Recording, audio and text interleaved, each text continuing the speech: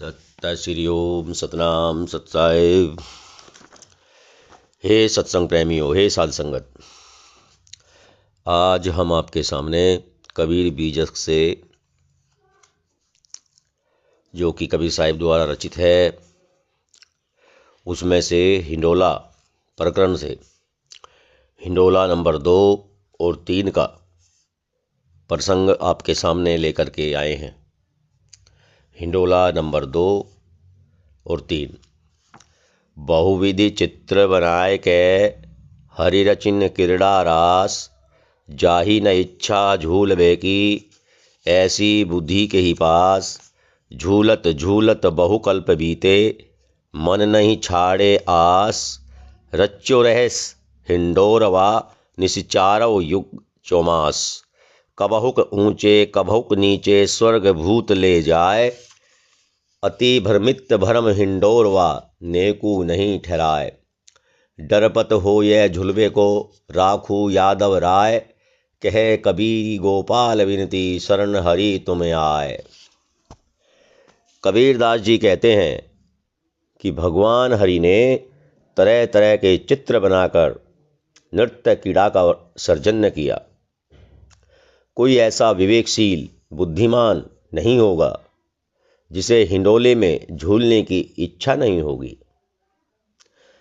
इसी विषय रंग रूपी ब्रह्म के हिंडोले में झूलते झूलते अनादि काल का समय व्यतीत होता है, परंतु आज तक किसी का भी मन इससे ऊबा नहीं तथा विषयों के उपभोग में लगा हुआ है। तात्पर्य ये है कि कबीर साहिब समझाना चाहते हैं कि ये सांसारिक हिंडोला है, विभिन्न प्रकार के जो रंग रूप बना लिए गए हैं, इसी हिंडोले में सब झूलना चाहते हैं। कोई इसकी मोह को नहीं छोड़ता, कोई वासना और तृष्णा से बाहर नहीं निकलना चाहता। सबको इस संसार रूपी हिंडोले से मोह है, कोई भी इससे बाहर नहीं आना चाहता। यह ब्रह्म रूपी हिंडोला अपनी नृत्य क्रीड़ा तथा आनंद उत्सव चारों युगों रूपी चौमासे में 24 घंटे घूमता रहता है। ये ब्रह्म का जाल जो संसार में फैला लिया है, स्वयं ने ही बना करके स्वयं ही उस हिंडोले में ब्रह्म के हिंडोले में बैठ गए हो और झूल रहे हो। यह ब्रह्म रूपी हिंडोला जीव को कभी ऊंचे तथा कभी नीचे, अर्थात मनुष्य, पशु पक्षी और कृमि इत्यादि योनियों में घुमाता रहता है। यह वासना रूपी हिंडोला कभी जीव को आकाश की ऊंचाइयों तक ले जाता है तो कभी भूतल पर पटकी दे देता है। यह भ्रमणशील रहने के कारण कभी भी स्थिर नहीं रह पाता। कबीरदास जी बताते हैं कि अबोधी जीव इस क्रीड़ा रास रूपी हिंडोले में जनक यादव वंशी श्री कृष्ण के हिंडोले से भयभीत हो रहा है और भगवान श्री कृष्ण से प्रार्थना करता है कि झूले को रोक दीजिए जिससे मैं उतर सकूं। कबीरदास जी कहते हैं कि जीव अज्ञानतावश गोपाल श्री कृष्ण की शरण में जाने हेतु व्याकुल हो रहा है।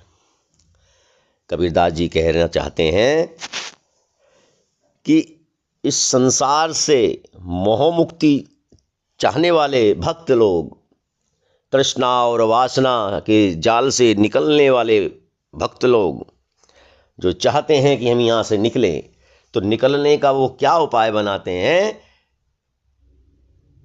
कि गोपाल श्री कृष्ण की शरण में जाते हैं, व्याकुल होते हैं, रोते हैं, सर पीटते हैं कि हमारी रक्षा करो, हमारी रक्षा करो। ये अज्ञानता वश वे करते हैं, जबकि ये मार्ग इस संसार से निकलने वाला नहीं है। अपने आत्मा स्वरूप में स्थित होगे तब इस संसार से बाहर निकल पाओगे। हिंडोला 3। लोभ मोह के खंबा दो, मन से रचो है हिंडोर। झूलई जीव जहान, जहां लगी कीतहु न देखो स्थिर ठोर। चतुर झूलही चतुराइया, झूलई राजा शेष। चांद सूर्य दो झूलही, उन्हु ने आज्ञा भेष। लख 84 जीव झूलही, रवि सुत धरिया ध्यान। कोटि कल्प युग बीतिया, अजऊ न माने हार। धरती आकाश दो झूलही, झूलई पोना नीर। देहे धरे हरि झूलही, ठाडे देखे हंस कबीर। कबीर साहब समझाते हैं कि यह ब्रह्म सुख का हिंडोला लोभ और मोह रूपी दो स्तंभों पर खड़ा है तथा समस्त सांसारिक जीव इसमें झूल रहे हैं। कोई भी जीव स्थिर नहीं लगता, अर्थात चतुर प्राणी अपनी चतुराई से झूल रहे हैं। राजा अपने राजमद में तथा शेषनाग भी इसी झूले में झूल रहे हैं। सूर्य और चंद्रमा भी संसार चक्र में झूल रहे हैं। आकाश में रहकर संसार को प्रकाशित करना ही इनकी मर्यादा का अंग है। 84 लाख योनियों के जीव वासना के वशीभूत होकर इस भ्रम के हिंडोले में झूल रहे हैं। इस सांसारिक झूले में झूलते झूलते करोड़ों कल्प और युग व्यतीत हो गए, परंतु जीव आज भी हार मानने को तैयार नहीं है। धरती, आकाश, वायु तथा पानी भी इसमें झूल रहे हैं। यहाँ तक कि विष्णु जी भी शरीर धारण कर इस हिंडोले में झूल रहे हैं, परंतु विवेकवान पुरुष इस झूले को तटस्थ होकर देखते रहते हैं, अर्थात स्वयं के स्वरूप में स्थित होकर रहते हैं एवं मोह माया के चक्कर में नहीं पड़ते। कबीरदास जी इस हिंडोला में, संसार के ब्रह्म रूपी हिंडोला में यही वर्णन कर चाहते हैं कि संसार में, ब्रह्मांड में जो भी जीव है सब इस ब्रह्म रूपी हिंडोले में घूम रहे हैं। और कितने कल्प हो गए, कितने युग बीत गए, घूमते घूमते कभी कीट पतंग, कभी पक्षी, कभी वृक्ष, कभी जलीय जीव, कभी थलीय जीव, अंडज, पिंडज, स्वेदज आदि सारी योनियों में चले गए हैं घूमते घूमते, लेकिन फिर भी अब तक बुद्धि जागृत नहीं हुई है। अब भी इसी भ्रम में फंसे हुए इस संसार का चक्कर काट रहे हैं। कबीर साहब यही समझाने का प्रयास कर रहे हैं कि जो संसार का भ्रम, लोभ मोह रूपी माया, वासना, तृष्णा, ये जो सब छल हैं, इस छल में भ्रमित होकर के जीव हिंडोला में बैठा है, इस छल रूपी हिंडोला में बैठा है और झूल रहा है। लेकिन कोई ऐसा विवेकवान पुरुष जो होगा,